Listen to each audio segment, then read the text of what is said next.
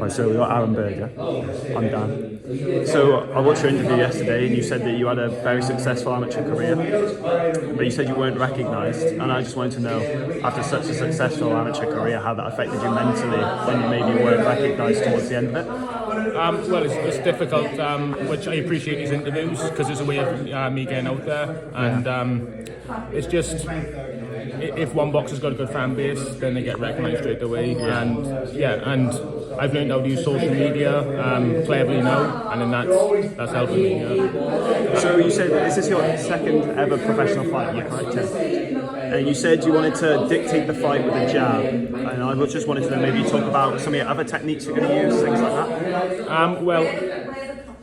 Darryl Shot's a very experienced opponent, so I'm ready for whatever he has to bring, and I don't expect it to be easy. So it's going to be a good learning curve, but one which will benefit me for the future.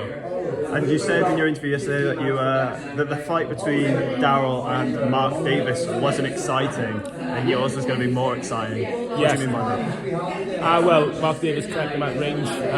They were pretty much fencing, and you weren't really paid to see that again. You know, let's be honest. I just want to know, what do you hope to achieve by the end of your boxing career? British Commonwealth champion would be fantastic, and if I can achieve more than that, that'll be amazing as well. You know what I mean? But those two mainly, they're the main two. You know. All right, thank you.